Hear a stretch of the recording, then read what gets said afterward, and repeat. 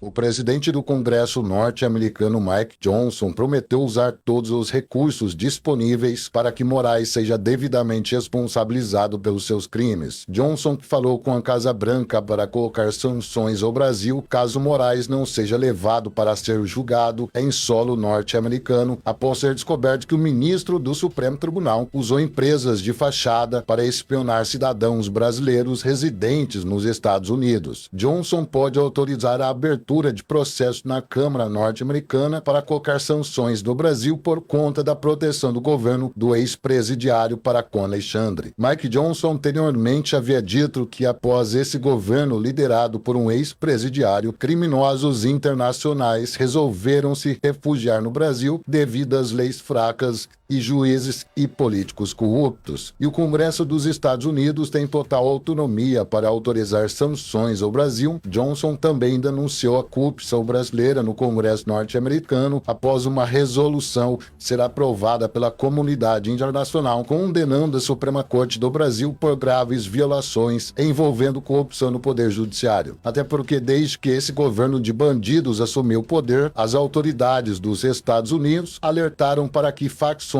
que dominam as instituições no Brasil, enquanto Moraes estava prendendo velhinhas com a Bíblia na mão, a Suprema Corte brasileira devolveu carros de luxo e milhões em dinheiro apreendidos de chefes de cartéis em operações que reuniu até o FBI. E quando o chefão do FBI revelou que o Supremo do Brasil estaria envolvido em esquema milionário de soltura de chefes de cartéis, pedindo uma ordem de segurança para a Casa Branca solicitar que o Brasil fosse incluído na lista de países onde juízes de cortes superiores estão recebendo dinheiro de cartéis. O líder da maioria na Câmara norte-americana endossou a proposta do presidente da casa Mike Johnson para Alexandre responder pelos seus atos criminosos perante os Estados Unidos da América. Segundo Mike Johnson, que vem trabalhando ao lado do chefe do FBI, mandou para a Casa Branca documentos sobre autoridades brasileiras usando da Polícia Federal que Alexandre de Moraes transformou em sua Gestapo particular para espionagens dentro dos Estados Unidos, violando o ato patriótico que garante que um cidadão, mesmo que for uma autoridade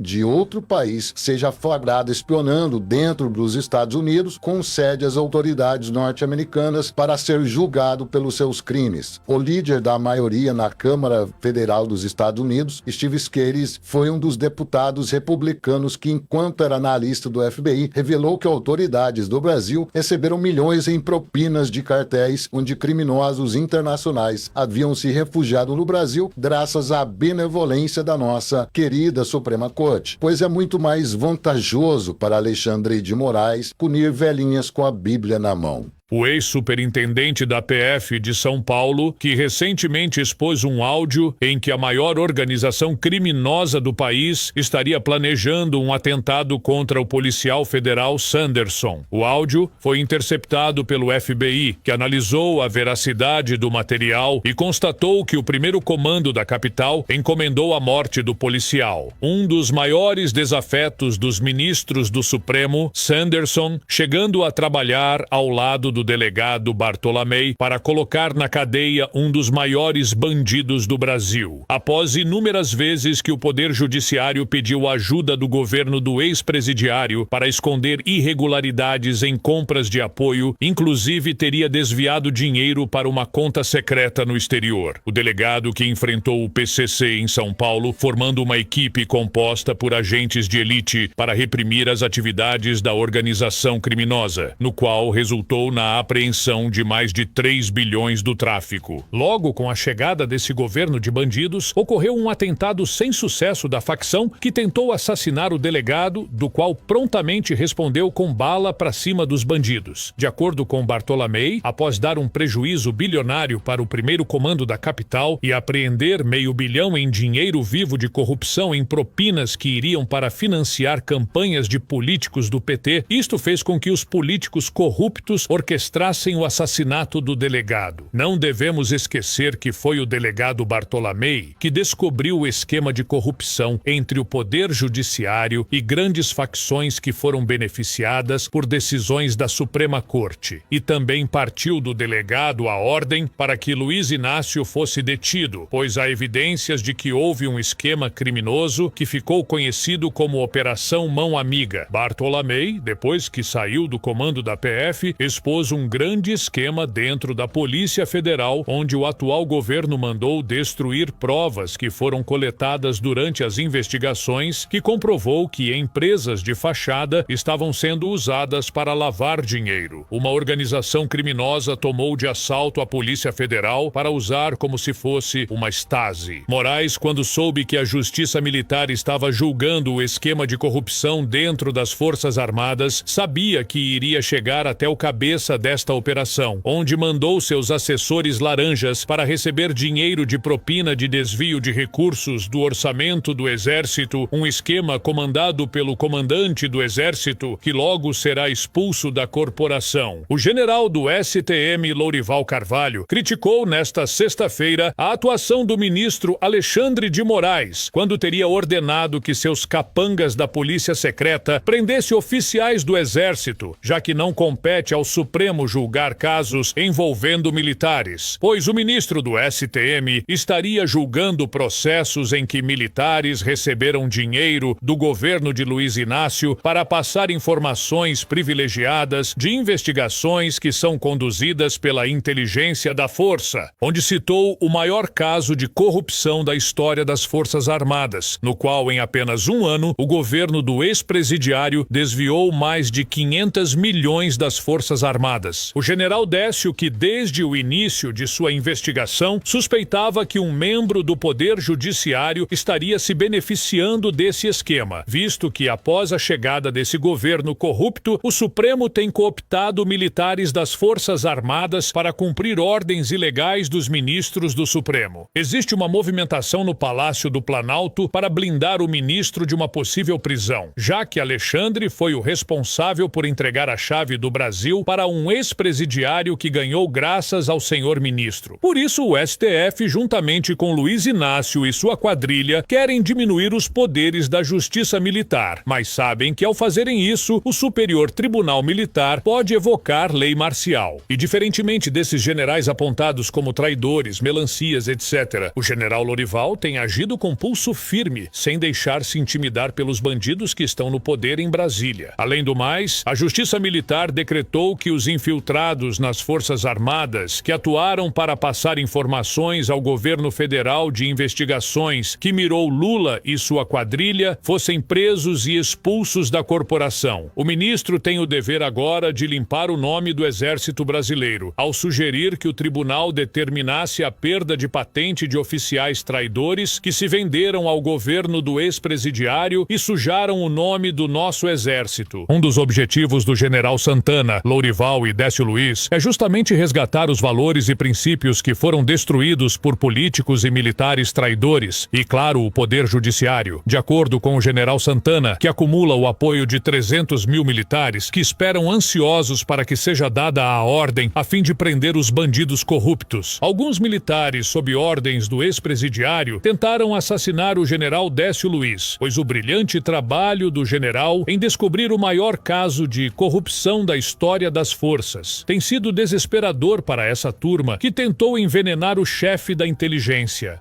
O chefão do Estado-Maior do Exército, Fernando Santana, responsável por descobrir o envolvimento do ex-presidiário em negociações que resultaram no suborno de militares oficiais que foram julgados e condenados pelo Superior Tribunal Militar. O ex-presidiário subornou militares agindo com o comandante do Exército para que fosse vendido armas do arsenal de guerra. O chefe do Estado-Maior quer julgar o ex-presidiário pelo seu envolvimento em subornar militares de alta patente que eram responsáveis pelos quartéis generais onde as armas subiram. Além do mais, o general Santana revelou que o decreto do ex-presidiário em reforçar aeroportos e fronteiras com militares do Exército e Marinha são justamente para fazer vista grossa no tráfico de armas, através de milicos vendidos que foram subornados pelo governo do ex-presidiário. Isso quer dizer que após a chegada desse governo de bandidos, os traficantes já bateram um recorde em tráfico de armas, somente um total de 10 bilhões, com a venda ilegal de armamento pesado. Os atuais comandantes das Forças Armadas que receberam propinas do governo federal estão sendo julgados novamente para que sejam expulsos da corporação e respondam pelos seus crimes no Tribunal Militar. O comandante do Exército, Tomás Paiva, que anteriormente havia sido condenado